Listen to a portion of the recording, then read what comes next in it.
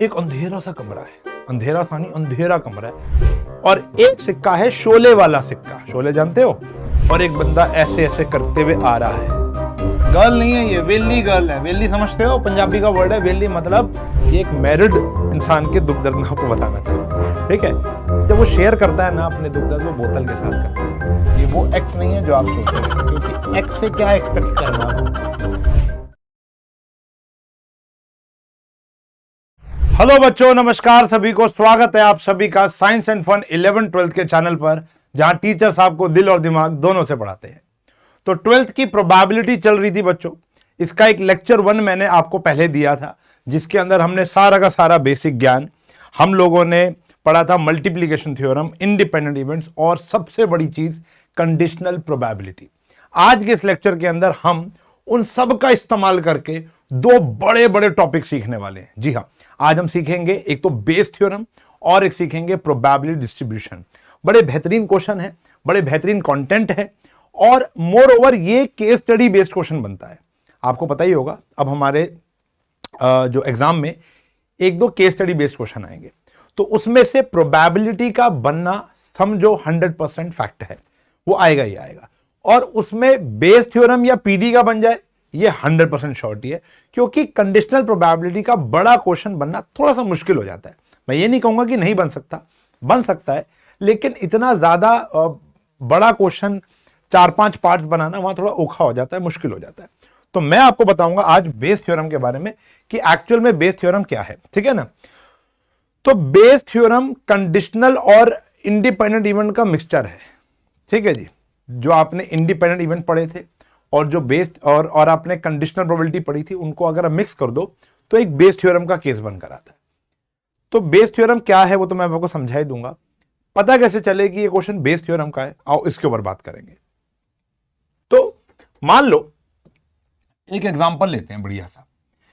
एक अंधेरा सा कमरा है, अंधेरा सा नहीं, अंधेरा कमरा है, मतलब लाइट की डॉट नहीं है, ऑल आउट भी नहीं जल रही उसके अंदर, समझ रहे हो। एक अंधेरा सा कमरा है और आपकी आंखों पे पट्टी बांधकर मैंने उसके अंदर भेज दिया, ठीक है जी।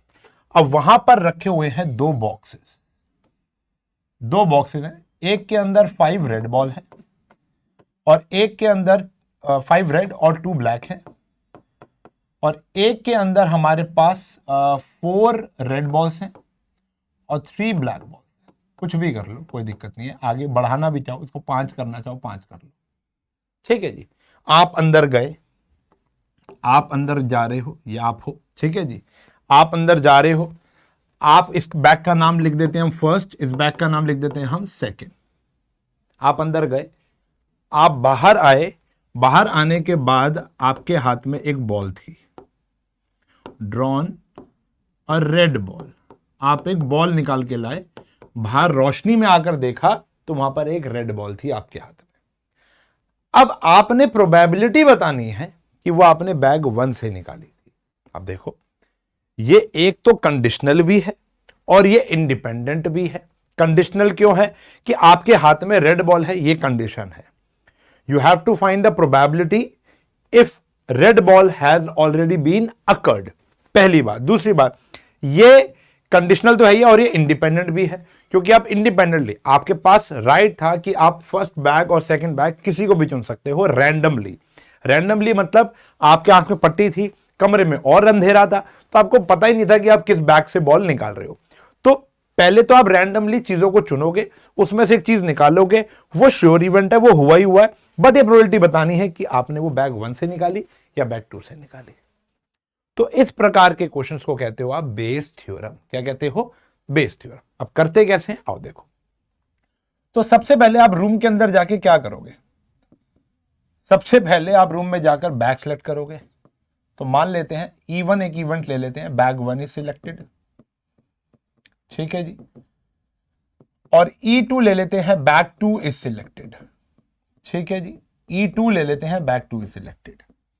ए वो इवेंट होता है जो हो चुका है, जो ऑलरेडी अकर्ड है, यानी red ball is drawn, red ball is drawn, Lal colour की बॉल आपने निकाली है, ठीक है जी।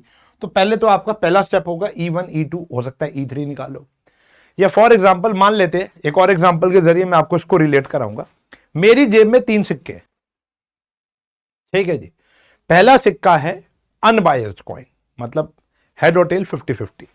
दूसरा है हेड और टेल, हेड की तरफ 75% बायस्ड है, यानी अगर आप 4 बारी उछालोगे तो 3 बारी हेड आएगा।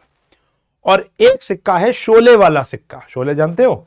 शोले पिक्चर देखी भाई? शोले नहीं देखी भाई, मेरा ये छोड़ दो लेक्चर, शोले जाके देख के आओ भाई। हमारी हिंदुस्तान की बॉलीवुड का एक इमोशनल मूवी है, एक बहुत बढ़िया मूवी है, तो उसके अंदर एक सिक्का है, एक कहानी सिक्के की है सारी। तो एक सिक्का है जिसमें आगे भी हेड होता है और पीछे भी हेड होता है। कितनों ने देखी है शोले, बताना जरा। और आप जब उसको उछालोगे तो हेड ही गिरेगा, ठीक है। ये 3 सिक्के मेरी जेब में है, मैंने रैंडमली पॉकेट में हाथ डाला और एक सिक्का मैंने निकाला, ठीक है जी, बिना देखे उसको टॉस कर दिया। नीचे देखा तो हेड पड़ा हुआ था। प्रोबेबिलिटी बताओ कि वो शोले वाला सिक्का था। अब वो 3 सिक्कों में से कोई भी आ सकता है मेरे हाथ में, ठीक है ना। तो अब यहां पर 3 इवेंट हो जाएंगे, सिक्का 1, सिक्का 2, सिक्का 3, और ए यानी श्योर इवेंट आ जाएगा कि हेड आया है। समझ गए? तो इस प्रकार के क्वेश्चन है। अभी और बतेरे में आपको क्वेश्चन कराऊंगा। तो सबसे पहले आपको निकालनी पड़ती है E1 की प्रोबेबिलिटी। अब बैक चुनना हाफ ऑफ प्रोबेबिलिटी है। मैंने आपको सिक्के का एग्जांपल इसलिए दिया कि आपको यह ना लगे कि खाली E1 और E2 ही है, ठीक है ना। अगर आपने ये स्लाइड समझ ली ना तो आने वाले क्वेश्चन तो बहुत ही आसान है आपके लिए, ठीक है ना। सबसे ज्यादा फोकस आपको इस स्लाइड पे करना है। E1 हाफ हो गया, E2 हाफ हो गया। अगर हम सिक्कों पर जाएं तो पहला सिक्का, दूसरा सिक्का, तीसरा सिक्का चुनने की प्रोबेबिलिटी है 1/3, 1/3, 1/3, ठीक है ना। जरूरी नहीं है कि हमेशा ऐसा रहेगा, क्वेश्चन पे भी डिपेंड करता है। फिर आप निकालोगे A/E1। A/E1 जैसे कंडीशनल प्रोबेबिलिटी आप सीख कर आए थे। A/E1 का अर्थ है probability of getting red ball from bag 1। Red ball if it is given that it is drawn from bag number 1, तो वो क्या होगी? बैग 1 से रेड बॉल की प्रोबेबिलिटी होगी 5/7, और बैग 2 से रेड बॉल निकालने की प्रोबेबिलिटी क्या होगी बेटा? 4/9। अब आपको प्रोबेबिलिटी निकालनी है कि it is drawn from, find probability that it is drawn from bag 1। ये निकालनी थी बेटा आपको। बैग 2 भी पूछ सकता है आपसे, that it is drawn from bag 1। तो बैग 1 की प्रोबेबिलिटी आपको निकालनी, यानी वो हो गया E1/A। प्रोबेबिलिटी, ये तो गिवन इवेंट है कि लाल बॉल आई है, प्रोवाइडेड ये आपको बताना है कि वो बैग 1 से आई है। तो ये क्या होता है बताता हूं। ये होता है E1, ये फॉर्मूला है, याद रखना है, A/E1 divide by E1 A/E1 plus E2 A/E2। बात समझ में आ गई? ये आपको निकालना है। और नीचे वाली जो चीज होती है, ये तो फॉर्मूला लगा ही देंगे, चलो पहले फॉर्मूला लगा देते हैं तुम्हारे लिए।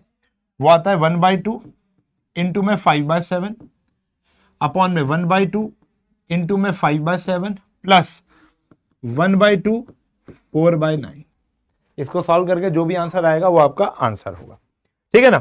अब एक चीज क्वेश्चन में ना ये भी पूछ लेते हैं, इसको बोलते हैं टोटल प्रोबेबिलिटी, PA बोलते हैं इसको। ये आती है हमारी टोटल प्रोबेबिलिटी।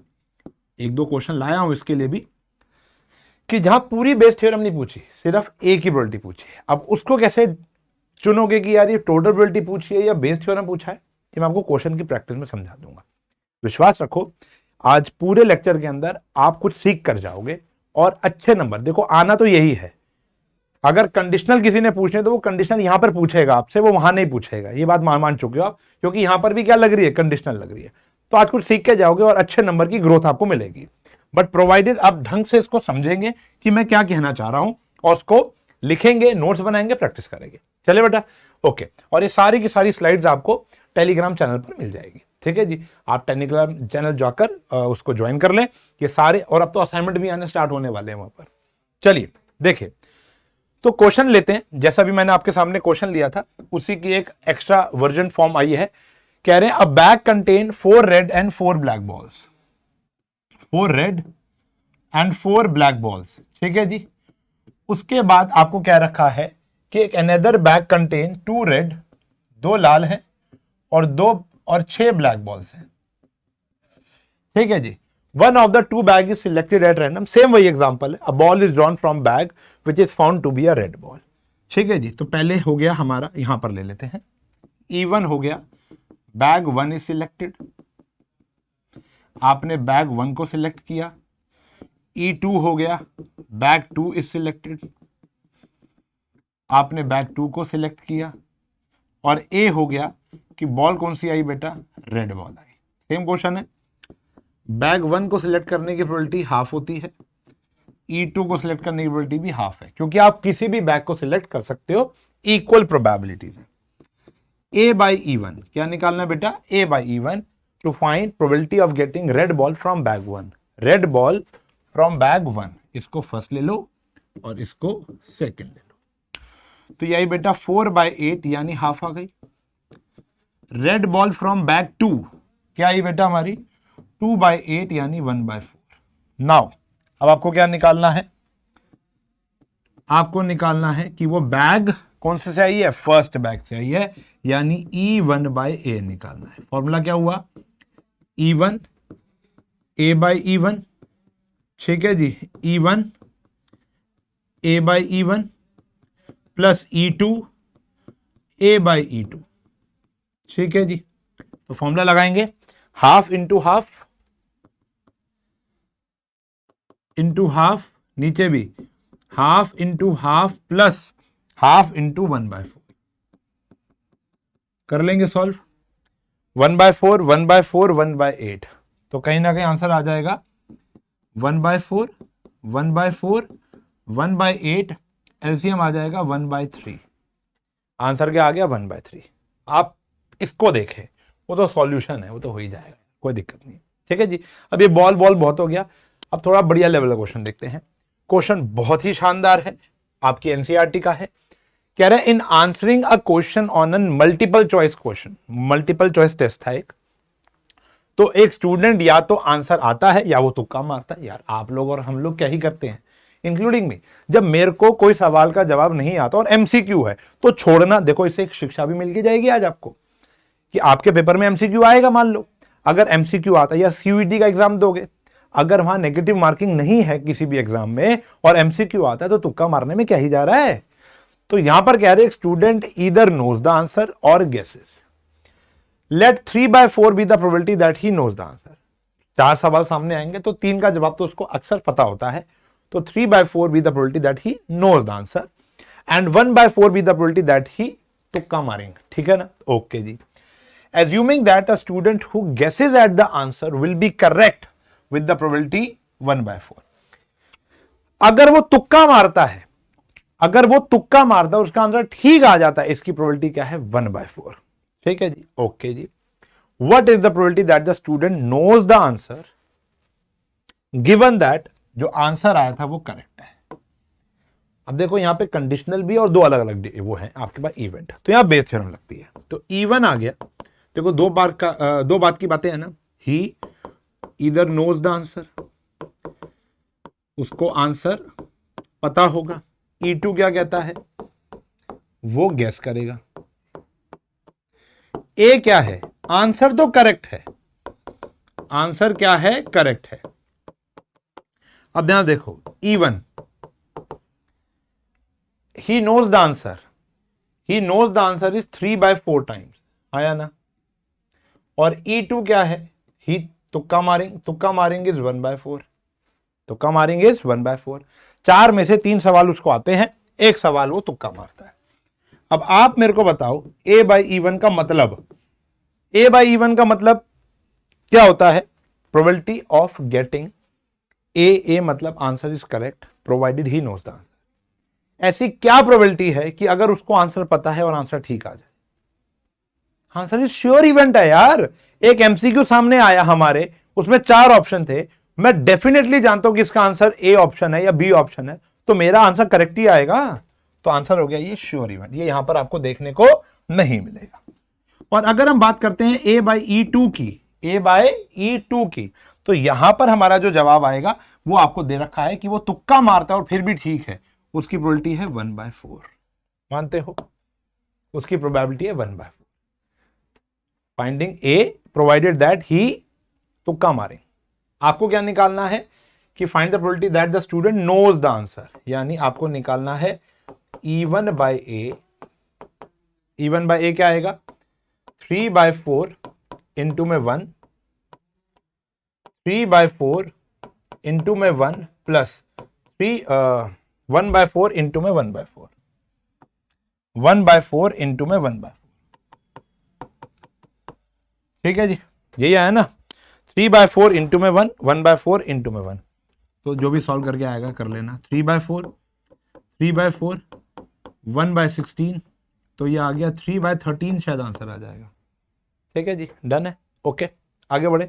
और देखो, अभी हार नहीं माननी, धीरे धीरे ग्रेजुअली समझ में आएगा आप लोगों को। आओ, देयर आर 3 कॉइन्स। ये वही वाला क्वेश्चन आ गया, शोले वाला क्वेश्चन। आ जाओ जी, तो इसको इसका नाम ही दे देते हैं, शोले वाला क्वेश्चन। ठीक है जी, चलो। There are 3 coins, one is 2-headed coin। 2-headed coin मतलब having head on the both faces. Another is biased coin that comes up 75% heads of the time. And third is unbiased coin. तो 3 सिक्के हैं। पहला आ गया even, आ गया 2-headed coin, 2-headed coin। E2 आ गया biased। क्या आ गया? biased, जो हेड की टुवर्ड ज्यादा biased था। biased मतलब ना उसका साथ देना, हेड का ज्यादा साथ देता है एज कंपेयर टू टेल। और ये आ गया बेटा हमारा अनबायस्ड। क्या आ गया? अनबायस्ड। तो ए क्या हुआ, आओ देखते हैं। कह रहे हैं one of the 3 coin is chosen at random. जेब से कोई भी एक सिक्का निकाला एंड टॉस, उसको उछाल दिया बिना देखे। तो आया क्या है? हेड। ये तो श्योर है ना कि हेड अकर्स। क्या आया? हेड आया। तो प्रोबेबिलिटी ऑफ इवन, देखो सिक्का चुनने की प्रोबेबिलिटी 1/3, 1/3, 1/3 होगी। आप अपनी जेब में हाथ डालते हो और कौन सा सिक्का बाहर निकालते हो, ये इक्वल प्रोबेबिलिटी है। ठीक है ना। लेकिन ए बाय इवन, आपने अगर 2-headed कॉइन उछाला और हेड आया, इसकी प्रोबेबिलिटी क्या है? भाई श्योर इवेंट है। तभी तो अमिताभ बच्चन मर जाता बेचारा। आपने नहीं देखी तो जाकर देखो भैया। आप अगर 2-headed कॉइन निकालते हो और उछालते हो तो हेड ही तो आएगा। और आप अगर बायस्ड कॉइन उछालते हो, A/E2 उछालते हो, तो हेड आ जाएगा। इसकी क्या प्रोबेबिलिटी है? 3/4। भाई 75% का मतलब क्या होता है? 3/4। क्या है? 3/4। प्रोबेबिलिटी ऑफ A/E3, A/E3, इसकी क्या संभावना रहेगी बेटा? ये अनबायस्ड कॉइन है, ये 50% हेड पर है और 50% टेल पर है। बात समझ में आ गई? क्लियर है? चलो जी, अब आपको निकालना क्या है? अब आपको निकालना है what is the probability that it was a 2-headed coin. आपको फिर यहां पर क्या निकालना है? E1/A। अच्छा, जरूरी नहीं है कि आपको E1/A ही हमेशा निकालना होगा, E2 भी आ सकता है, E3। अभी तक जितने भी क्वेश्चन कर रहे हैं वो E1/A वाले ही हैं। ठीक है ना। बाय चांस आपको निकालना है यहां पर भी E1/A। तो E1/A का फॉर्मूला आ गया ना, दिस इंटू दिस अपॉन में this into this plus this into this plus this into this. ये आ गया बेटा, सॉल्व कर लेंगे। डन है। ओके, तीनों। और नीचे वाले को बोलते हैं टोटल प्रोबेबिलिटी। अब सिर्फ टोटल प्रोबेबिलिटी कब पूछेगा ये भी मैं आपको बताऊं। और देखो, ये अच्छा क्वेश्चन है, बहुत ही मजेदार। क्या है? एक इंश्योरेंस कंपनी है। ओके, एक इंश्योरेंस कंपनी है जिन्होंने इंश्योर्ड कर रखा है 2000 स्कूटर ड्राइवर को। 2000 स्कूटर ड्राइवर ने उनसे इंश्योरेंस खरीदा हुआ है, 4000 कार ड्राइवर ने उनसे इंश्योरेंस खरीदा हुआ है और 6000 ट्रक ड्राइवर्स ने उनसे इंश्योरेंस खरीदा हुआ है। Probability of an accident or, एक स्कूटर ड्राइवर ठुक जाए, इसकी प्रोबेबिलिटी है 0.01। एक कार की टक्कर हो जाए, उसकी प्रोबेबिलिटी है 0.02। और एक ट्रक ड्राइवर पलट जाए, उसकी प्रोबेबिलिटी है 0.15। ओके जी। One of the insured person meet with an accident. एक इंश्योरेंस कंपनी में गेट खुला और एक बंदा ऐसे ऐसे करते हुए आ रहा है, यानी वो ठुक चुका है। प्रोबेबिलिटी बताओ कि वो एक स्कूटर ड्राइवर था। प्रोबेबिलिटी बताओ कि वो एक स्कूटर ड्राइवर था। ठीक है जी। अब देखो, वो कोई भी हो सकता है, अभी उसने आके मुंह खोला थोड़ा ना, अभी तो समझ रहे हो, वो तो अभी चलता हुआ आ रहा है। तो हो सकता है कि वो स्कूटर वाला हो, स्कूटर ड्राइवर हो। ठीक है जी। हो सकता है कि वो एक कार वाला हो और हो सकता है कि वो एक ट्रक ड्राइवर हो। लेकिन उसका एक्सीडेंट हुआ है, ये पता है, उसकी चोटें बता रही है, एक्सीडेंट हो चुका है। प्रोबेबिलिटी ऑफ इवन, स्कूटर वाला देखो, अब ये इक्वल प्रोबेबिलिटी नहीं है। हमारी गेट के अंदर, इंश्योरेंस कंपनी गेट के अंदर कोई बाहर का बंदा नहीं आएगा, वही आएगा जिसने हमसे इंश्योरेंस खरीदा है, और हमने ट्रक ड्राइवर को सबसे ज्यादा इंश्योरेंस बेचा है, फिर कार और फिर स्कूटर, तो ये इक्वल नहीं है। तो इवन हो गया 2000 अपॉन में 12000। देखो 12000 कैसे आया, टोटल लोगों, हमने 12000 लोगों को इंश्योरेंस दी है, तो ये आया बच्चों 1/6।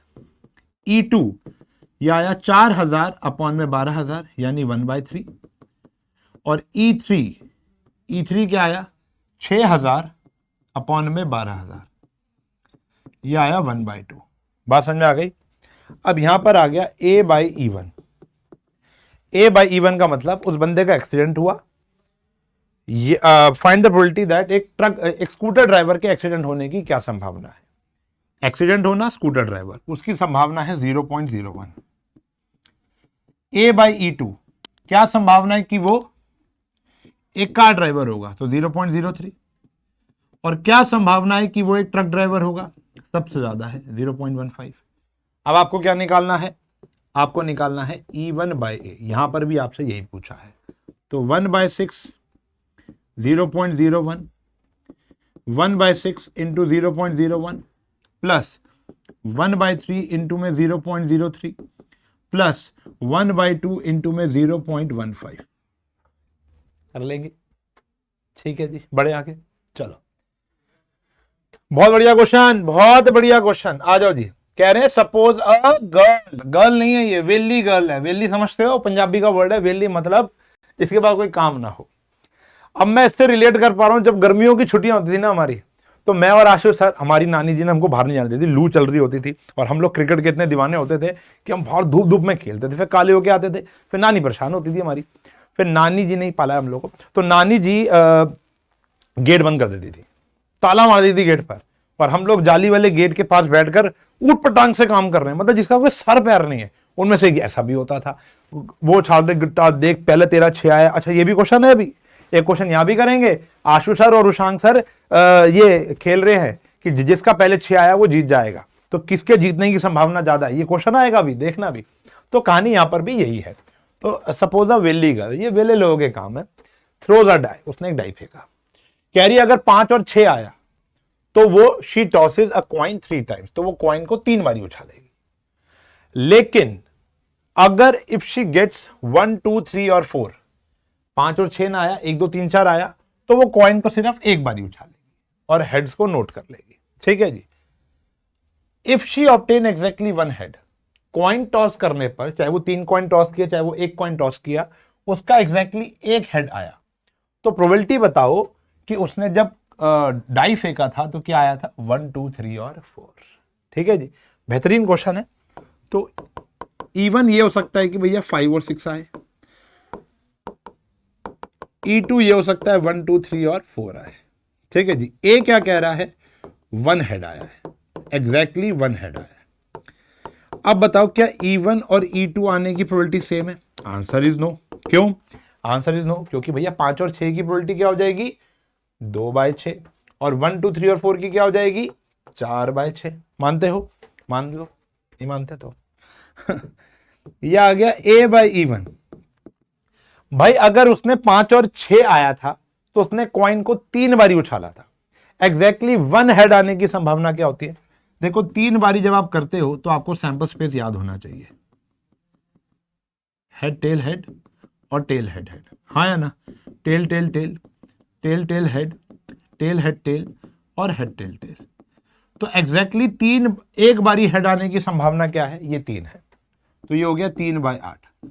और जब उसने 1 2 3 और 4 आया था तो उसने क्या किया था बेटा, एक ही बारी कॉइन उछाला था, तो हेड आने की संभावना तो हाफ ही होगी उसमें। इस बारी पूछा आपसे 1 2 3 और 4, आपको प्रोबेबिलिटी निकालनी है E2/A। क्या निकालना है, E2/A, यानी 4/6 इंटू में 1/2, 2/6 इंटू में 3/8 प्लस 4/6 इंटू में 1/2। ये आ गया।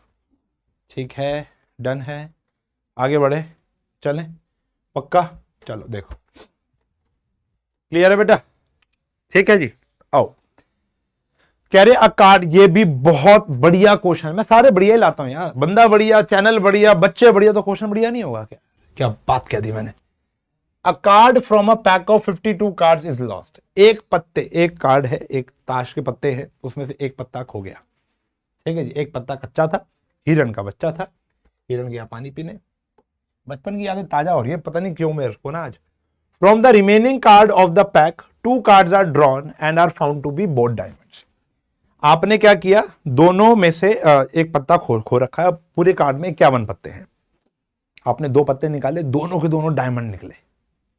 ठीक है जी, प्रोबेबिलिटी बताओ, find the probability that the lost card भी क्या था, डायमंड था। देखो ये जरूरी नहीं है, हो सकता है लॉस्ट कार्ड डायमंड हो। अब आप सोच रहे हो कि सर मल्टीप्लीकेशन प्रिंसिपल भी लग रहा है, बिल्कुल लग रहा है, देखो तो पहले भी लग रहा है, लेकिन अब और दिखा दूंगा कहां लग रहा है। कंडीशनल मल्टीप्लीकेशन और इंडिपेंडेंट इवेंट सब कुछ लग रहा है बेटा। E2 क्या कह रहा है, हो सकता है lost card is not diamond, is a non diamond लिख दो। ठीक है जी, ए क्या कह रहा है, ए क्या कहता है, ए कह रहा है कि जो बाद में पत्ते निकाले हैं, दोनों के दोनों क्या थे, डायमंड, बोथ आर डायमंड। दोनों के दोनों क्या थे मेरे प्यारे बच्चों, डायमंड्स थे। क्लियर है, बात समझ में आ गई। चलो अब मुझे बताओ डायमंड खोने की संभावना क्या है, कितने होते हैं डायमंड, डायमंड कितने होते हैं, डायमंड होते हैं 13, तो 13/52 यानी 1/4, और ना खोने की संभावना कोई और पत्ता खोएगा तो 3/4। A/E1 का मतलब क्या है कि डायमंड, दोनों पत्ते डायमंड आए, प्रोवाइडेड खोया भी डायमंड था। अब मान के चलो जो 51 पत्ते बचे हैं उसमें 12 डायमंड है, क्योंकि एक पत्ता कौन सा खोया, डायमंड। अगर एक डायमंड खोया है और फिर भी 2 डायमंड आने की प्रोबेबिलिटी क्या है, अब डायमंड बचे कितने, उसमें 12 बचे हैं, तो 12/51, एक निकल चुका है, तो 11/50। इसको ढंग से देख लेना मेरे प्यारे बच्चों, यही है गेम सारी की सारी। यार आपके पास टोटल 52 थे, उसमें से एक कम हो गया 51, जो ये कम हुआ ये कौन सा था, डायमंड था, तो डायमंड 13 थे, एक हो चुका है, कितने बचे बेटा, 12। 12 में से अब जो आएगा 12/51, एक निकल चुका है, तो क्या आ गया, 11/51। विदाउट रिप्लेसमेंट रहेगा ना, जब 2 पत्ते निकालोगे तो विदाउट रिप्लेसमेंट ही है। इफ नथिंग स्पेसिफाइड तो बताया था विदाउट रिप्लेसमेंट। अब अगर हम बात करेंगे कि A/E2 की, दोनों अभी भी कौन से हैं, डायमंड, लेकिन जो खोया हुआ पत्ता है वो नॉन डायमंड है। यानी अगर हम बात करें 52 में से एक तो खोया है, लेकिन वो एक नॉन डायमंड था, तो अब डायमंड बचे कितने हैं इसमें, इसमें अब 13 के 13 डायमंड हैं, लेकिन पत्ते कितने हैं, 51, तो 13/51, एक कम हो गया, 12/50। ठीक है जी, बात समझ में आ गई। आपको निकालना है कि वो खोया हुआ पत्ता सच में क्या था, डायमंड था, यानी आपको निकालना है E1/A। तो कर लोगे ना सॉल्व, मल्टीप्लाई करना है काफी, तो आप कर लोगे। ठीक है जी, बड़े आगे चले, चलो ये अब अच्छा क्वेश्चन है, थोड़ा सा ढंग से देखना बेटा, काफी अच्छे लेवल का क्वेश्चन है, ये भी और ये भी और ये भी, ये 4, अच्छा एक और भी है, ये तो मेरा फेवरेट क्वेश्चन है। तो अभी 4-5 क्वेश्चन बेस थ्योरम के और आएंगे, प्रैक्टिस बहुत अच्छे से करा रहा हूं मैं आपकी। कह रहे हैं a person has undertaken a construction job. ठीक है जी, उसने कहा कि मैं कंस्ट्रक्शन जॉब करने को तैयार हूं। The probabilities are 0.65 that there will be a strike. Strike होने की संभावना कितनी है, 0.65, and 0.80 that the construction job will be completed on time if there is no strike। समझो प्रोबेबिलिटी क्या है कि स्ट्राइक हो जाएगी, वो है 0.65। प्रोबेबिलिटी क्या है कि स्ट्राइक होने के बावजूद, स्ट्राइक नहीं हुई और काम टाइम पे खत्म हो जाएगा, वो है 0.80। 0.032 that the construction job will be completed on time if there is a strike. देखो पहली बात, स्ट्राइक होगी या नहीं होगी ये हमें नहीं पता, तो पहले तो E1 ले लो स्ट्राइक, और E2 ले लो नो स्ट्राइक। काम खत्म हुआ है, ये शॉर्टी है, will be completed on time. ए क्या है, job is completed on time, ये आपकी बुक का एग्जाम्पल है और बहुत अच्छा एग्जाम्पल है। जो जॉब है वो कंप्लीट हो गई है टाइम पर। बात समझ में आ गई? तो ये आ गया बेटा हमारा E1, स्ट्राइक होने की संभावना इतनी है, ठीक है जी, स्ट्राइक होने की संभावना इतनी है, तो ऑब्वियस ही बात है ना होने की कितनी हो जाएगी 0.35। स्ट्राइक हुई और फिर भी काम कंप्लीट हो गया, इसकी संभावना क्या है 0.32। स्ट्राइक नहीं हुई फिर भी काम कंप्लीट हुआ, इसकी प्रोबेबिलिटी है 0.80। ठीक है जी, बात समझ में आ गई? अब देखो प्रोबेबिलिटी क्या निकालना है, determine the probability that construction job will be completed on time. सिर्फ ये निकालना है कि कंस्ट्रक्शन जॉब हो गई है, यानी आपको क्या निकालना है, प्रोबेबिलिटी ऑफ ए। अब समझ में आया? अगर लिखा होता if there will be strike, there will be strike, तो ये क्या बनता, हमारा कंडीशनल प्रोबेबिलिटी का केस बन जाता। लेकिन यहां पर ये नहीं लिखा, मेरी बात गौर से समझना। अगर ये लिखा होता construction job complete on time if it is provided that there will be strike और there will be no strike, तो ये बेस थ्योरम बनता। अभी ये बेस थ्योरम नहीं है, अभी सिर्फ आपसे बताना है कि कंस्ट्रक्शन जॉब हो जाए। तो दोनों केसेस लेके चलो, स्ट्राइक हुई तो कंप्लीट हुआ, स्ट्राइक नहीं हुई तो कंप्लीट हुआ। तो आपको निकालना है PA, और PA कैसे आएगा बच्चों, PE1 टोटल प्रोबेबिलिटी जो नीचे आता था A/E1, PE2 PA/E2।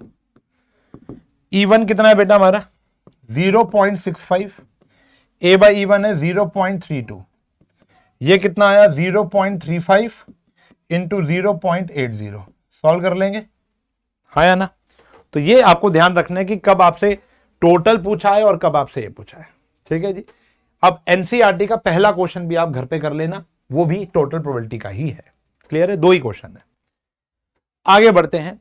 अब ये क्वेश्चन बहुत इंपॉर्टेंट है, ये मैंने देखा है कि यूट्यूब पे लोग बड़ा कम कराते हैं इस क्वेश्चन को, क्योंकि पता नहीं क्यों, मुझे ऐसा लगा कि ये क्वेश्चन तो बच्चों को मिनिमम आना ही चाहिए, और ये क्वेश्चन बच्चा खतरनाक मानता है, जबकि है इसमें कुछ भी नहीं।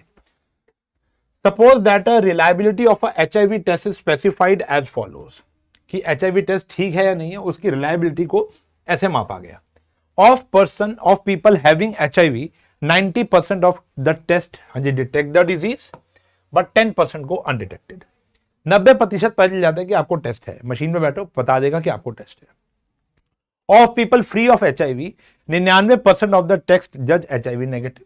अगर एक बंदों को बैठाया जाए तो उसको HIV नहीं है, तो 99% तो कहेगा कि आपको HIV नहीं है, जबकि उसको था भी नहीं। लेकिन प्रॉब्लम कहां है, but 1% are diagnosed as showing HIV positive. उस 1% प्रजाति को HIV है नहीं, लेकिन रिपोर्ट आ जाएगी HIV पॉजिटिव। वो बेचारा तो वहीं मर गया, वो बेचारा तो वहीं ढेर हो जाएगा, तो वो आ गया HIV positive.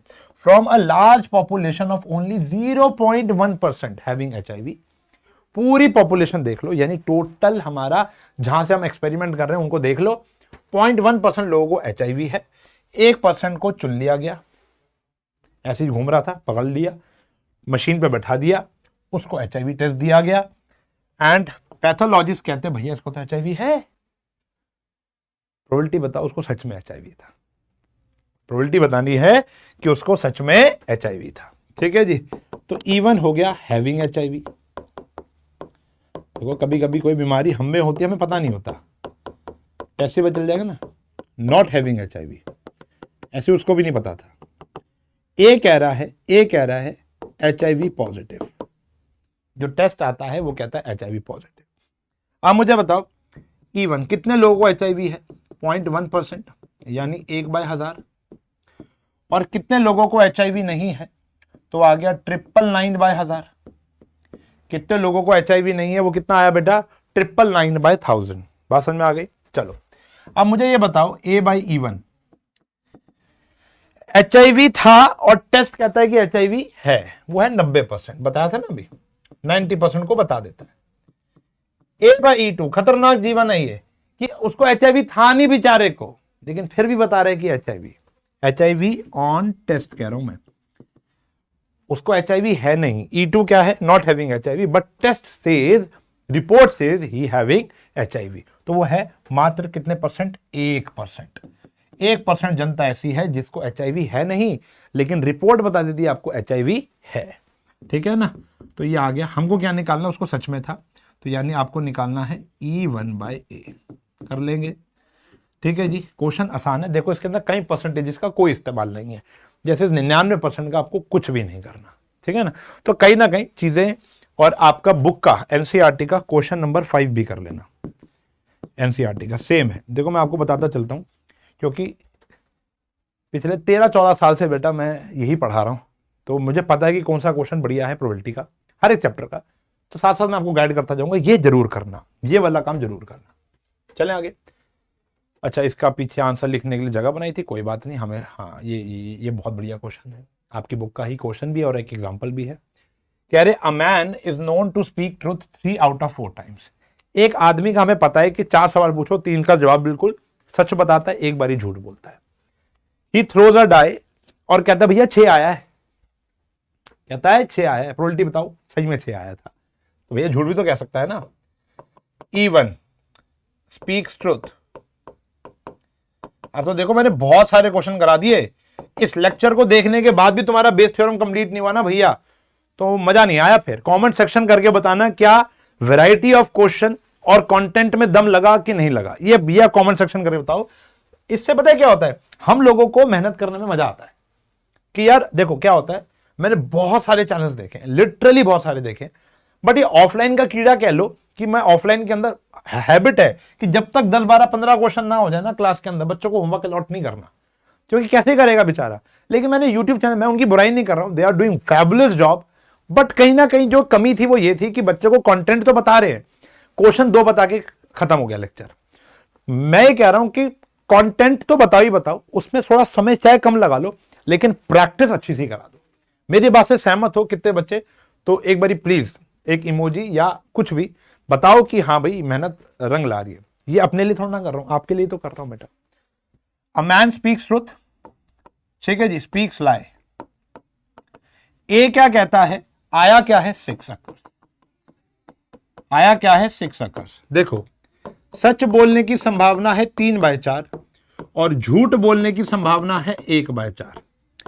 A by E1 क्या कहता है कि वो सच कह रहा है कि 6 आया, तो 6 आने की प्रोबेबिलिटी है 1/6। वो झूठ कह रहा है कि 6 आया है, वो झूठ कह रहा है कि 6 आया, यानी 6 नहीं आया तो कुछ और आया होगा, 5/6। यार अगर वो सच कह रहा है तो 6 आया, तो 6 आने की संभावना क्या है 1/6।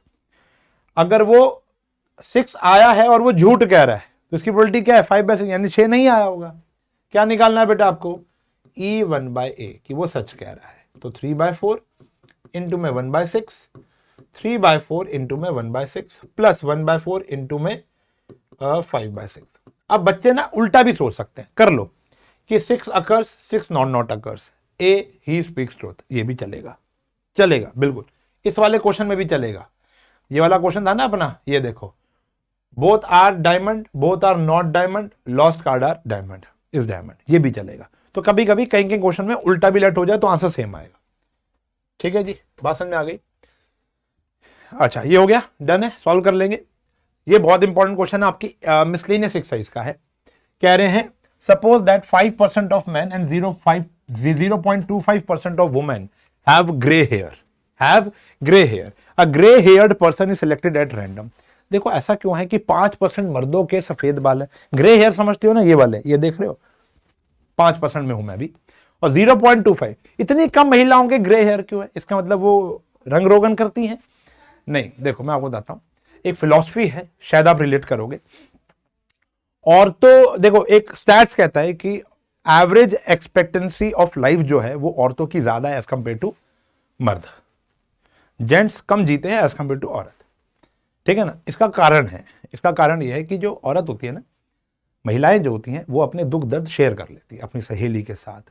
सास ने कुछ कहा है ना तो अपनी सहेली को बता देती हैं, अपनी माँ को कॉल कर लेती हैं, पति ने डांट दिया तो सास को बता देती हैं, बच्चों से शेयर कर लेती हैं। लेकिन एक जो मर्द होता है ना, वो अपने दुख दर्द किससे शेयर करेगा? बीवी से मार खाकर आएगा तो अपने दोस्त को थोड़ा ना बताएगा, ठीक है ना। माँ से पिट रहा है कि तेरी बहू क्या कर रही है, बहू से पिट रहा है तुम्हारी माँ क्या कर रही है, तो कहीं ना कहीं बेचारा ढोल बना पड़ता है। ये एक मैरिड इंसान के दुख दर्द मैं आपको बताना चाह रहा हूँ, ठीक है। तो वो भी शेयर करता है इंसान। देखो अब कहानी यहां पर आती है, उसके पास कोई जनता नहीं है शेयर करने के लिए, तो वो जब वो शेयर करता है ना अपने दुख दर्द, वो बोतल के साथ करता है। अब अपने दुख दर्द बोतल के साथ शेयर करेगा तो भाई कम ही जिएगा। क्या कहते हो, एग्री करते हो कि नहीं करते हो? तो ये स्टैट्स है।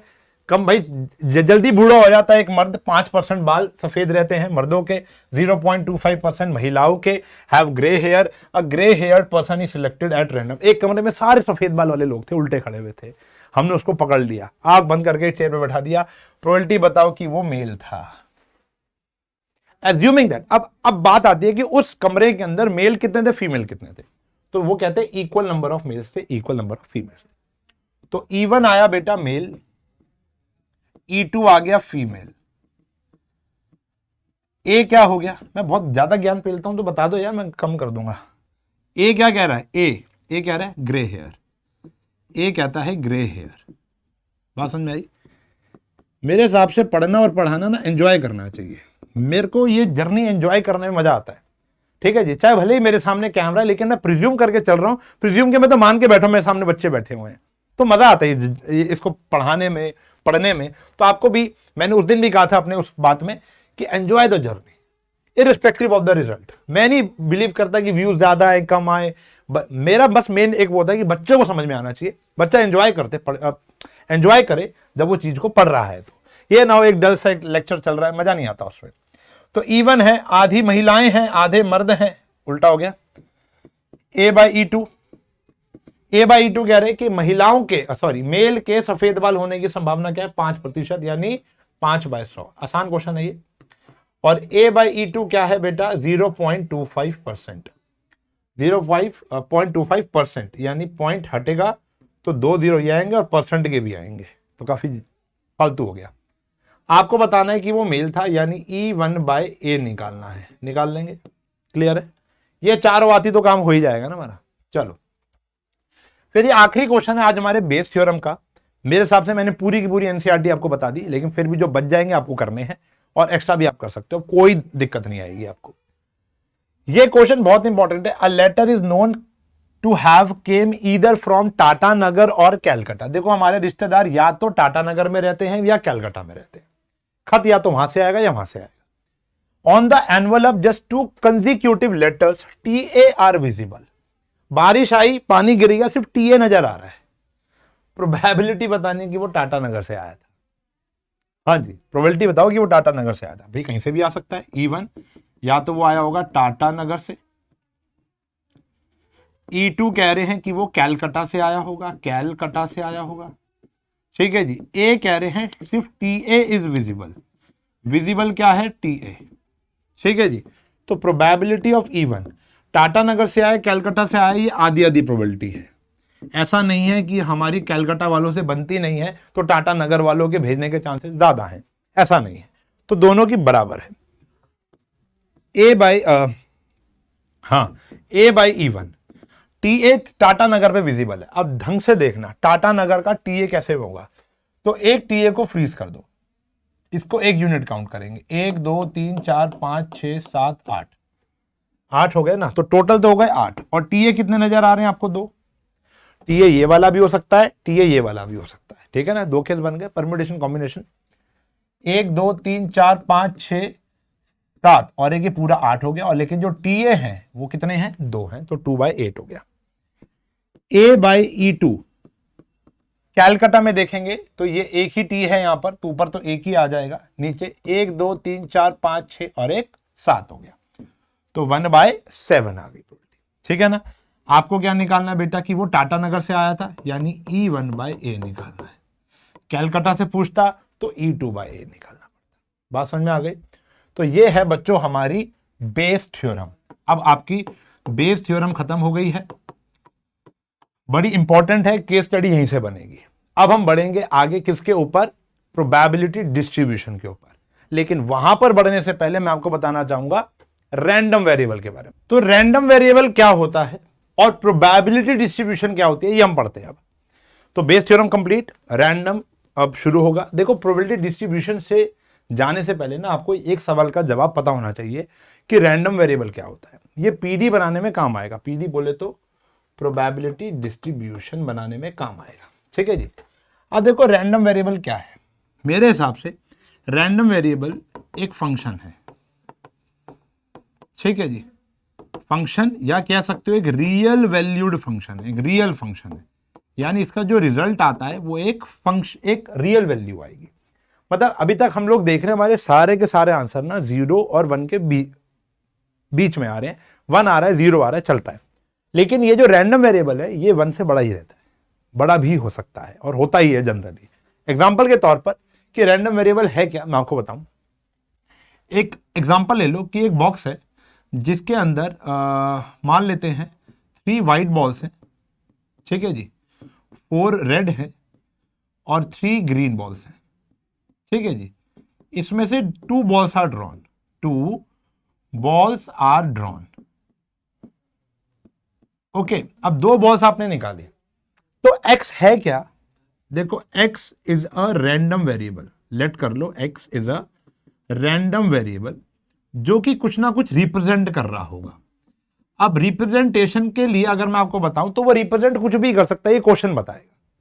तो मान के चल लो कि x is a random variable which shows, जो क्या शो कर रहा है, which shows number of red balls, मान लो नंबर ऑफ रेड बॉल्स। तो आपके हिसाब से जब मैं ये एक एक्सपेरिमेंट, इसको हम एक एक्सपेरिमेंट कहेंगे, इवन नहीं करेंगे, मैंने जब ये एक एक्सपेरिमेंट किया कि मैंने 2 बॉल निकाली, तो आपके हिसाब से 2 बॉल्स कैसी कैसी आ सकती हैं? वो तो कैसी भी आ सकती हैं, लाल लाल आ सकती है, लाल सफेद आ सकती है, लाल हरी आ सकती है, हरी लाल आ सकती है, हरी सफेद आ सकती है, हरी हरी आ सकती है, सफेद सफेद आ सकती है। बहुत सारे सैंपल स्पेस के अंदर इवेंट्स आ जाएंगे, ठीक है ना। अब मेरे को बताओ जो x है, अगर वो ये रिप्रेजेंट कर रहा है कि 2 बॉल निकालनी और दोनों की दोनों क्या थी, 2 बॉल्स आर ड्रॉन, और x represent number of red balls, तो ये ऐसा भी तो हो सकता है कि कोई भी लाल बॉल आए ना। x क्या रिप्रेजेंट कर रहा है? Number of red balls. हो सकता है एक भी लाल बॉल ना आए, एक आए या दोनों आ जाए, है या ना, एक भी ना आए, एक आए या दोनों आ जाए। इसलिए मैं कह रहा हूं जो x है वो एक रैंडम वेरिएबल है, एक रियल वैल्यूड फंक्शन है, ये एक प्रोबेबिलिटी नहीं है। तो x क्या होता है? 0, 1 और 2। अब इन 0, 1 और 2 की तो प्रोबेबिलिटी निकाली जाएगी कि एक बारी भी रेड नहीं आया, वो अलग चीज है। एक बारी भी रेड नहीं आया यानी पहले वाला भी नॉन रेड आया 6/10 और दूसरे वाला भी नॉन रेड आया 5/9। एक आया रेड, एक आया रेड, तो पहले वाला आया रेड 4/10, दूसरे वाला आया नॉन रेड, कितना आया बेटा? 6/9। या मतलब ये प्रोबेबिलिटी पे आ गया, प्रोबेबिलिटी का काम बाद में है। मतलब अभी तो आप समझो x क्या है, x है 0, 1 और 2, यानी आपको 0 रेड बॉल्स मिली या एक रेड बॉल मिली या दोनों की दोनों रेड आ गए, ये भी हो सकता है। तो all possible values of x को हम रैंडम वेरिएबल कहते हैं। पीडी पर जाने से पहले मैं चाहूंगा कि हम 1-2 क्वेश्चन सिर्फ x निकालने के कर ले, क्योंकि जब तक x नहीं निकलेगा आप पीडी नहीं बना पाओगे, ये तो तय है, ठीक है। आओ एक आध क्वेश्चन दिखाता हूं मैं आपको। कह रहे एक अर्न है, 5 रेड है और 2 ब्लैक बॉल है, ठीक है जी। 5 रेड है और 2 ब्लैक बॉल्स हैं, इससे आपने 2 बॉल्स निकाली, ठीक है जी। Okay, let x represent the number of black balls. तो x क्या है? इज अ रैंडम वेरिएबल, एक ऐसे ही कोई वेरिएबल है showing number of red balls, showing number of red balls, जो रेड बॉल्स को शो कर रहा है। तो आप बताओ एक भी नहीं होगी, एक होगी या दोनों होंगी? ये आ गया हमारा रैंडम वेरिएबल। ये तो अभी मैंने आपको अपने भी एग्जांपल से समझा दिया था। आओ थोड़ा सा और विचित्र एग्जांपल लेता हूं, और ये जो क्वेश्चन लेकर आ रहा हूं ये वाला क्वेश्चन, ये तो पेपर में 2 नंबर का वैसे ही आ जाता है।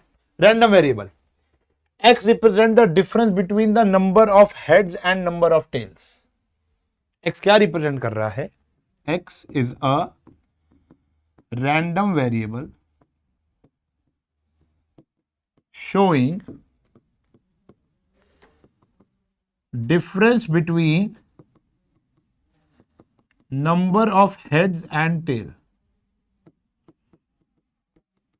number of heads and tails when एक कॉइन कितनी बारी फेंका? 6 बारी फेंका, 6 बारी फेंका। देखो आप मुझे बताओ, जब एक कॉइन को मैं 6 बारी फेंकूंगा तो क्या क्या हो सकता है?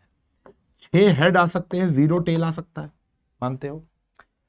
5 हेड आ सकते हैं, 1 टेल आ सकता है, 4 हेड 2 टेल, 3 हेड 3 टेल, या 2 head 4 tail, 1 head 5 tail, 0 head 6 tail. मानते हो? हाँ या ना? अगर ऐसा है तो आप मुझे बताओ कॉइन और, एक सेकेंड, आप मुझे बताओ हेड और टेल में डिफरेंस कितना है? 6 माइनस 0, डिफरेंस आया 6, डिफरेंस आया 4, डिफरेंस आया 2, डिफरेंस आया 0, डिफरेंस आया 2, फिर आया 4, फिर आया 6, 0 2 4 6, यही आया ना डिफरेंस, आया ना? तो x क्या आ गया बेटा हमारे पास? 0 2 4 6। तो इसलिए तो मैं कह रहा था ये प्रोबेबिलिटी नहीं है, ये एक रैंडम वेरिएबल है। प्रोबेबिलिटी तो इसके बाद निकलनी स्टार्ट होगी। पीडी बनाने के लिए सबसे पहला काम होता है रैंडम वेरिएबल निकालना। ठीक है जी, बात समझ में आ गई? तो x क्या रिप्रेजेंट कर रहा था? Difference between head and tail, head और टेल का डिफरेंस। तो 0 भी हो सकता है कि कोई फर्क ना आए, जितने हेड है उतने टेल। 2 का मतलब क्या है? 2 का मतलब है 4 हेड है और 2 टेल है। 4 का मतलब क्या हो सकता है? उल्टा भी हो सकता है ना, 4 का मतलब हो गया 6 और 5 और 1 हो गया, और 6 का मतलब क्या हो गया? 6 और 0 हो गया। ठीक है ना? तो x यहां पर एक नंबर होगा जिसको देखकर आप पीडी बनाओगे। Got it? समझ में आ गई बात? चलें आगे देखो। अब हम देखते हैं कि प्रोबेबिलिटी डिस्ट्रीब्यूशन क्या है। तो पीडी क्या है मैं आपको स्टेप के अनुसार बताता हूं। पहला स्टेप होता है, स्टेप नंबर 1 आपका रहेगा to find random variable, to find random variables, यानी x की वैल्यू निकालना। स्टेप नंबर 2 रहेगा to find probability, to find probability. ठीक है जी, लेट्स से आपके x की वैल्यू आ गई 0 1 2 3, ठीक है ना?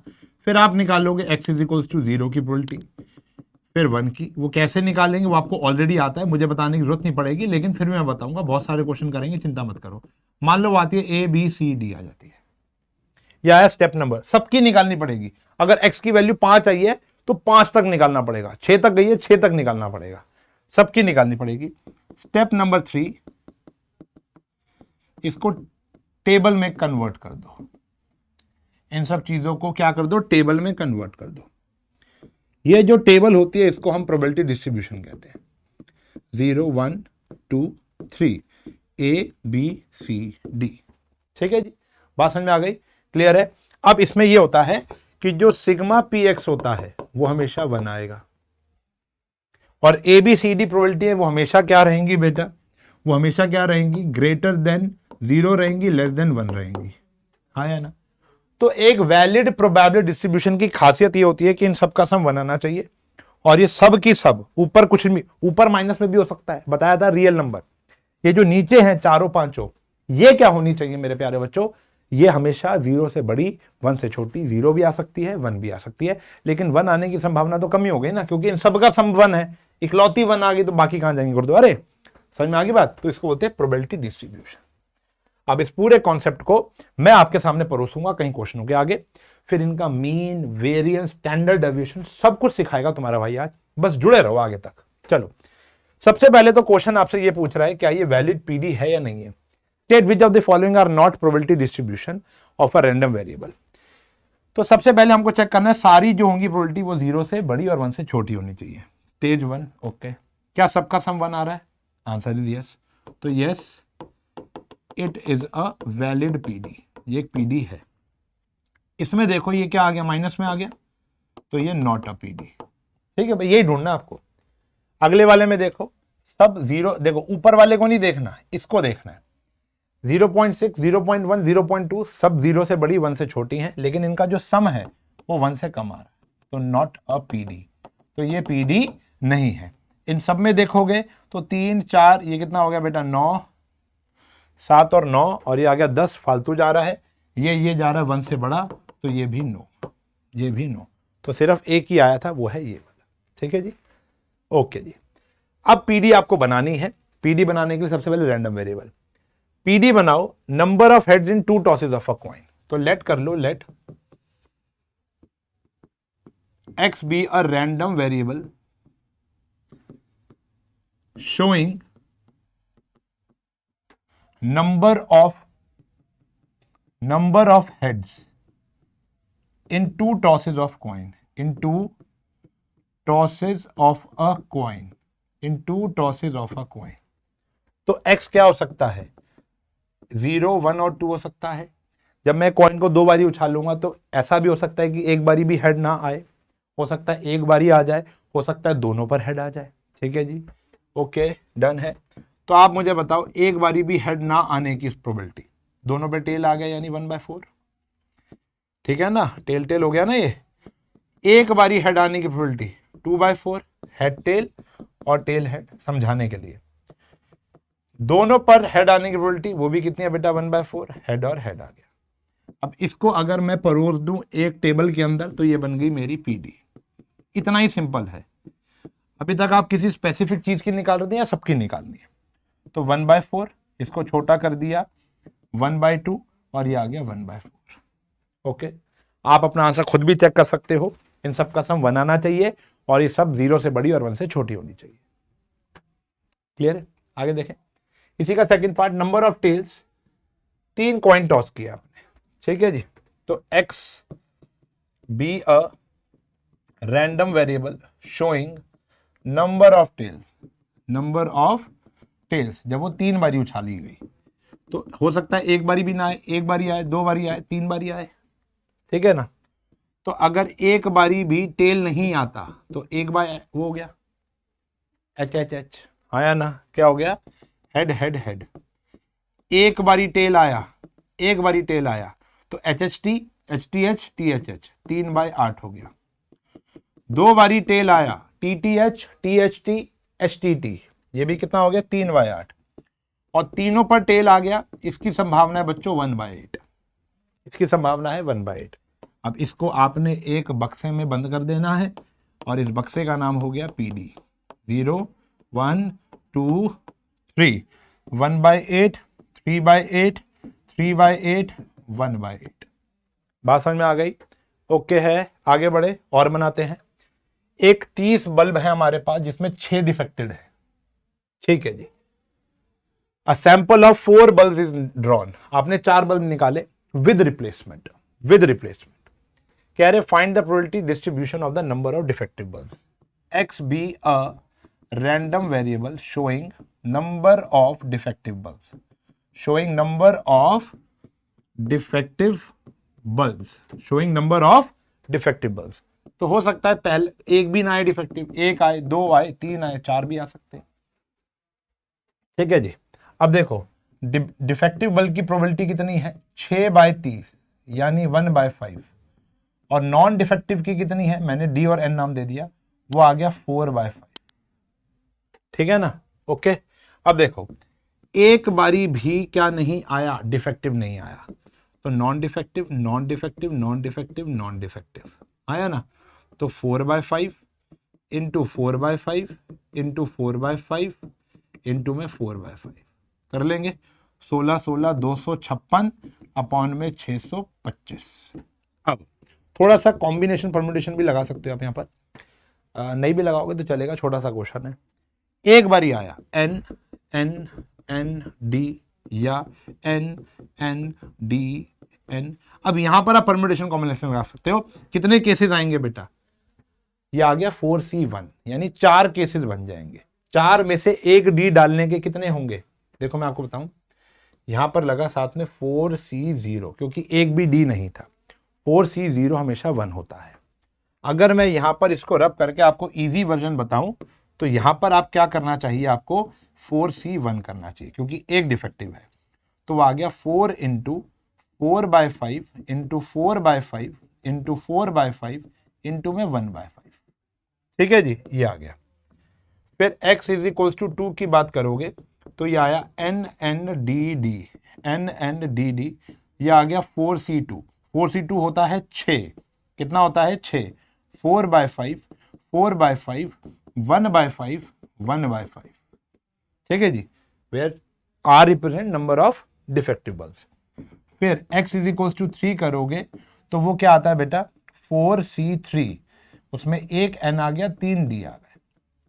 ठीक है जी, कितना आया, 4 होता है ये, नॉन डिफेक्टिव इज 4/5 1/5 1/5 1/5, ठीक है ना।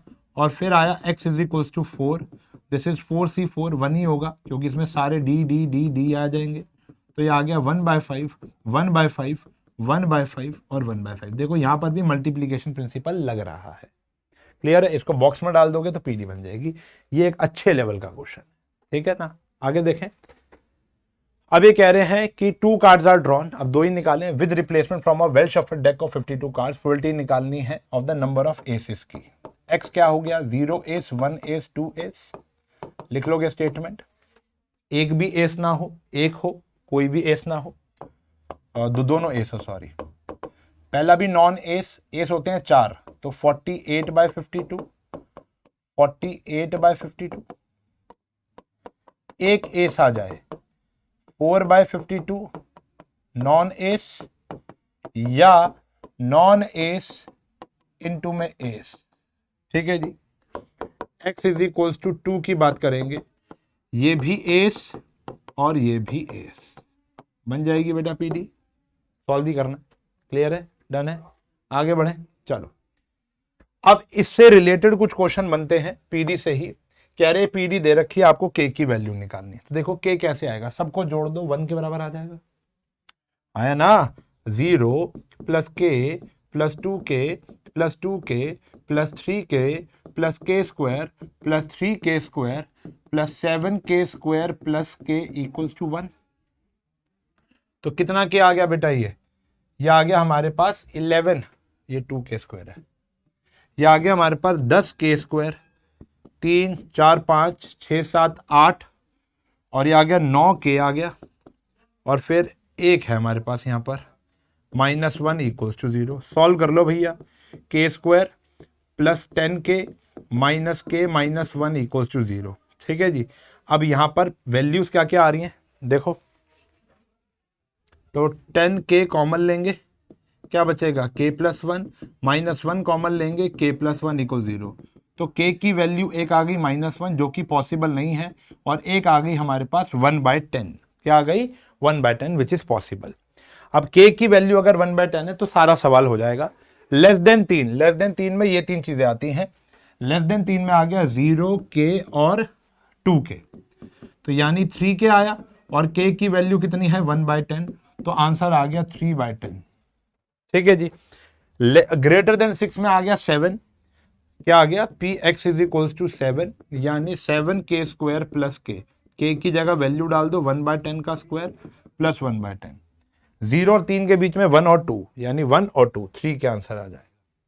के आने की देर है, सारा हो जाता है, ठीक है ना। ऐसे और भी क्वेश्चन आपको आपकी एनसीईआरटी में मिसलेनियस मिल जाएंगे, बस कुछ नहीं करना, सबका जोड़ एक रख दो, उसके बाद सारा सवाल सॉल्व हो जाएगा, क्लियर है। अब आते हैं मीन पर। मीन को यहां पर लोग एक्सपेक्टेशन भी कहते हैं, एक्सपेक्टेशन ऑफ एक्स। ये वो एक्स नहीं है जो आप सोच रहे हो, क्योंकि एक्स से क्या एक्सपेक्ट करना अब हमको, वो तो एक्स हो गया तो एक्सपेक्टेशन ऑफ एक्स यानी मीन हो गया यहां पर। तो मीन निकालने के लिए पहले पीडी चाहिए। कह रहे हैं the number of, find the mean number of heads 3 tosses of a fair coin. तो लेट करो x B a random variable showing number of heads, number of heads, showing number of heads in 3 tosses of a coin. तो एक भी head नहीं आया, एक आया, 2 आया, 3 आए, ठीक है ना। तो पहले एक भी हेड नहीं आया, यानी तीनों टेल थे। एक हेड आया, यानी 3/8 हो गया। 2 हेड आए, यानी 3/8 हो गए। तीनों हेड आए, यानी 1/8 हो गया। तो इसकी पीडी तैयार हो गई, ठीक है ना। ये x आया और ये px आया, 0 1 2 3, 1/8 3/8 3/8 1/8। आपको निकालना है मीन बोल लो या एक्सपेक्टेशन ऑफ x बोल लो, बात एक ही होती है प्यारे बच्चों। क्या करना है, this into this, 0 into 1/8 plus 1 into में 3/8 प्लस 2 इंटू में 3/8 प्लस 3 इंटू में 1/8। ये काम करना प्यारे बच्चों, ठीक है जी। क्या हो गया नष्ट, ये आया 3/8 प्लस 6/8 प्लस 3/8, कितना हो गया जल्दी जल्दी बता दो। ये हो गया हमारा 12/8 यानी आंसर आ गया 3/2, 1.5 इज मीन। मीन तो आ सकता है ना बड़ा। ठीक है जी, कुछ नहीं करना, इन दोनों को मल्टीप्लाई कर करके ऐड करना है। इसको बोलते हैं एक्सपेक्टेशन ऑफ एक्स। क्लियर है, यानी मीन। अभी क्वेश्चन आया, 2 dice are thrown, x denote the number of success.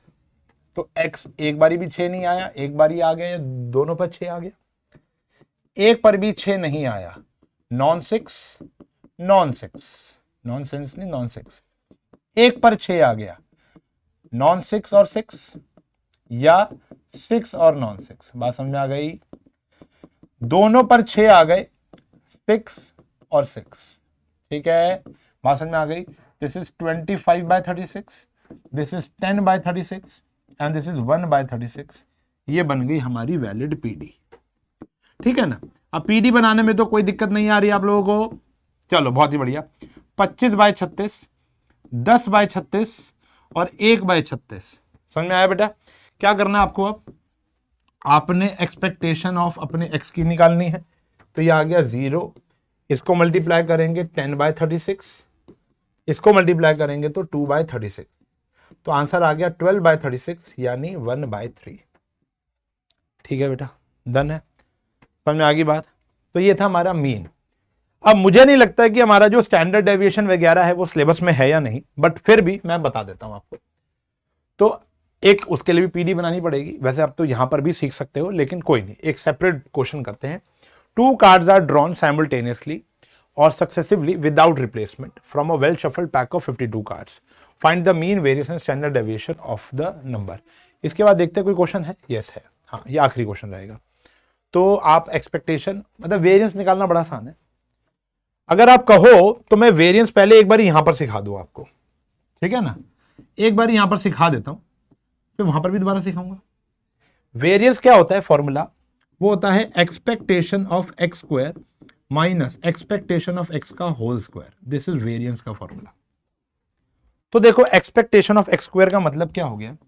यानी 0 का स्क्वायर इंटू में 25/36 प्लस 1 का स्क्वायर इंटू में 10/36 प्लस 2 का स्क्वायर इंटू में 1/36, ये आया, माइनस एक्सपेक्टेशन ऑफ एक्स कितनी आई थी? 1/3, उसका स्क्वायर कर देंगे।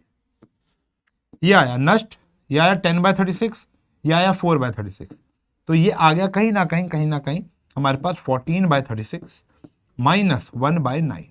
इसको सॉल्व करोगे तो ये आपका आ जाएगा वेरिएंस। क्या आ जाएगा? वेरिएंस, विच आई बिलीव कि आ जाएगा 10/36। और अगर मैं अपना स्टैंडर्ड डेविएशन निकालूं तो वो होता है अंडर रूट ऑफ वेरिएंस। जो स्टैंडर्ड डेविएशन होता है वो वेरिएंस का अंडर रूट होता है। ये सब स्टैट्स का पोर्शन है। तो कुछ नहीं करना, आपने अंडर रूट ऑफ 10/36 कर देना है, यानी √10/6। ये हमारा आंसर आ गया। बात समझ आ गई? अभी दिखाता हूं दोबारा।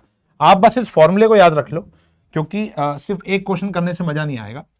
मैं इसलिए एक लाया हूं, और भी लेकर आ सकता था। मुझे लगता नहीं है कि सिलेबस में, क्योंकि सिलेबस में इसका कहीं वर्णन नहीं किया गया, बट फिर भी हम करेंगे। ये 2 और फॉर्मूले याद रख लो। ठीक है जी, आओ देखो। तो ये क्वेश्चन हमने पढ़ लिया था। एक्स डिनोट कर रहा है नंबर ऑफ किसको बेटा? Without replacement number of Kings को। तो एक भी किंग नहीं आया, एक आया, या दोनों किंग आ गए। ठीक है जी, एक भी किंग नहीं आया। देखो किंग आने की संभावना क्या होती है? 4 जैसे भी एस वाली बनाई थी। तो नॉन किंग है, यानी 48/52 एंड 47/51, ये आ गया। अब इसको आपने सॉल्व करना पड़ेगा। ठीक है जी, नॉन ये आ गया, नहीं आया किंग, एक किंग आ गया 4/51, या किंग आया या किंग नहीं आया। ठीक है जी, ऐसे हो गया। x इज इक्वल्स टू 2 की बात करोगे बेटा तो वो आ गया, दोनों ही किंग आ गए, ये आ गया, और 3/51 आ गया। ठीक है जी, बेस को ना डिवाइड मत करो, 48 और 57 मतलब ये आ जाएगा। ठीक है ना?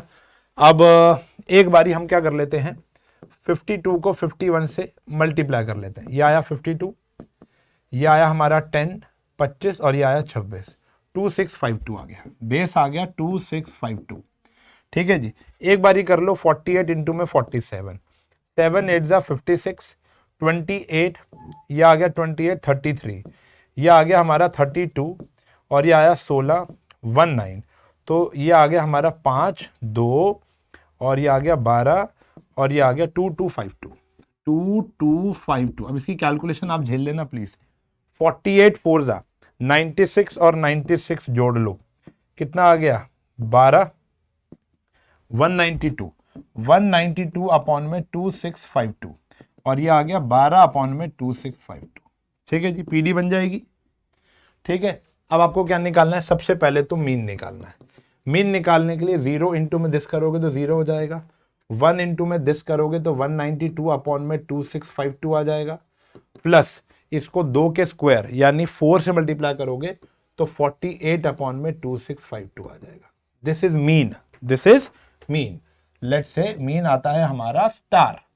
अब आपको निकालना हो अगर वेरिएंस, तो वो आता है expectation of x square minus expectation of x का होल स्क्वायर, यानी माइनस तो हो जाएगा स्टार का square. Expectation of x square मतलब 0 को इससे मल्टीप्लाई करोगे कोई फर्क नहीं पड़ेगा, 1 को करोगे तो 192 अपॉन में 2652 आ गया, प्लस 2 को इससे करोगे, ये 24 आना चाहिए था क्योंकि मैंने उसके स्क्वायर से कर दिया, तो ये 24 आएगा बच्चों। अब आएगा हमारा 48/2652। ठीक है जी, समझ में आ गया। ये जो सॉल्व करोगे तो आएगा आपका वेरिएंस। लेट्स से ट्रायंगल आया, आपने स्टैंडर्ड डेविएशन निकालने के लिए क्या करना है, ट्रायंगल का अंडर रूट। बात क्लियर हो गई, ठीक है ना। देखो कैलकुलेशन आप कर लेना, यहाँ उसके लिए टाइम वेस्ट नहीं करेंगे, इतना मैं आप पे भरोसा रखता हूँ, आपको प्लस माइनस इंटू डिवाइड तो आता ही होगा। चलो अब एक बहुत बेहतरीन क्वेश्चन है, कह रहे हैं ये भी इसी के ऊपर है, एक्सपेक्टेड वैल्यू निकालनी है यानी मीन ही निकालना है। जनरली मीन पूछेगा आपसे, ठीक है ना। कह रहे हैं in a game a man wins a rupee for 6 and loses a rupee for any other number. वो एक जुआ खेलने जाता है और अगर 6 आएगा तो वो 1 रुपए जीतेगा, अगर कुछ और आता है तो वो 1 रुपए हार जाएगा। ठीक है जी। The man decided to throw a die thrice but to quit as and when he gets a 6।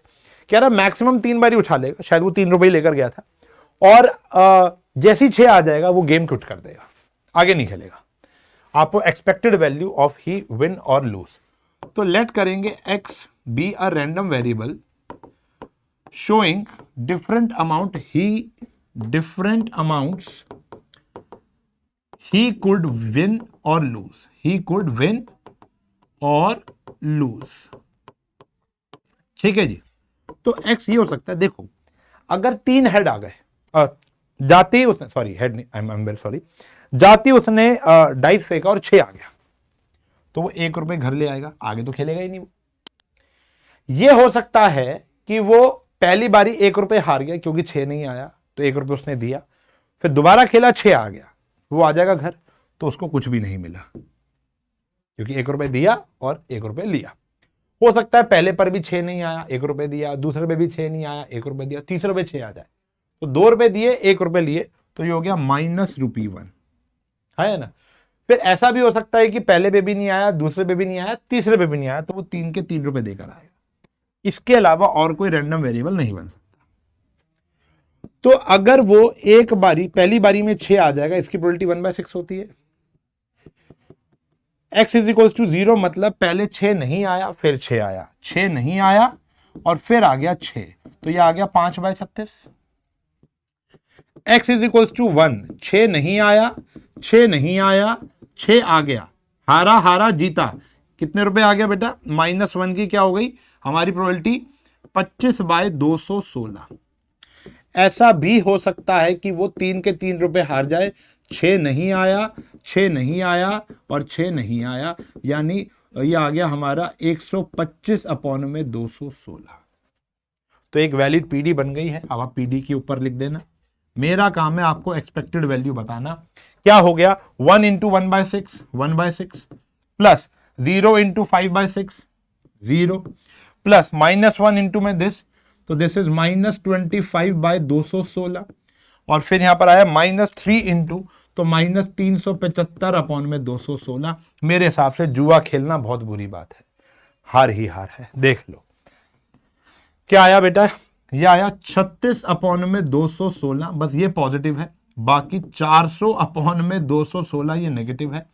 400 में से 36 जाएगा तो ये आ गया हमारा 364 अपॉन में 216 नेगेटिव का। तो आपकी एक्सपेक्टेड वैल्यू जो है एक्स के साथ, यानी एक्सपेक्टेशन है जीतने की, वो ना के बराबर है। बिल्कुल ही बहुत, ये तो -1 चला गया, -1 से भी ऊपर चला गया, इसलिए जुआ खेलना बुरी बात है। क्या बढ़िया बात बोल दी मैंने। देखो क्वेश्चन के जरिए हम आपको डेली जो जिंदगी में लगने वाले रूल्स है वो भी समझा रहे हैं। आपके सामने है बेटा, देख लो। आपके जीतने की संभावना बहुत ही कम है, देख लो ना, आ गया। चले, डन है। देखो 1 रुपए जीतने की संभावना है, 3 रुपए की तो है ही नहीं। 3 पर 6, हाँ, क्योंकि आपने गेम ही ऐसी खेली ना, 3 पर 6 तो आ ही नहीं सकता, क्योंकि आप जैसे 6 आएगा आप घर निकल जाओगे। या तो रखो जिगरा इमरान हाशमी जैसा है, देखिए जन्नत मूवी, या तो वैसा रखो, वरना कोई फायदा नहीं है। अरे इसका मतलब ये नहीं कि मैं जुआ प्रमोट कर रहा हूं भाई, नहीं खेलना चाहिए, पढ़ाई पे ध्यान देना है। अभी नहीं, बाद में भी। चलो, बाद में अपने बच्चों की पढ़ाई पे ध्यान देना है। तो लेक्चर हुआ खत्म आज का। आज के लिए इतना ही पढ़ाएंगे। प्रोबेबिलिटी चैप्टर मेरी तरफ से बहुत बढ़िया बेहतरीन तरीके से मैंने आपका खत्म करा दिया है। मैं ऐसा फील कर रहा हूं, क्योंकि मैंने, देखो ना, अगर टीचर खुद एंजॉयबल फील करके चला गया पढ़ाने के बाद, उसको लगा कि आज कुछ देकर आया है, तो I am very much sure कि बच्चों को मजा आया होगा। मजा आया है तो कमेंट सेक्शन में बताना। ऐसे अगली क्लास के अंदर भी एक नया धमाकेदार लेक्चर लेकर आऊंगा तुम्हारे लिए, और एक चैप्टर कंप्लीट करके निकल जाऊंगा। वो कौन सा होगा आप कमेंट सेक्शन में बता सकते हो, गेस कर सकते हो, या आप एक स्ट्रैटेजी वीडियो देख सकते हो, वहां पर मैंने ऐलान किया था। चलो, बहरहाल अगली क्लास में एक नया चैप्टर करूंगा, मिलूंगा अगली क्लास में।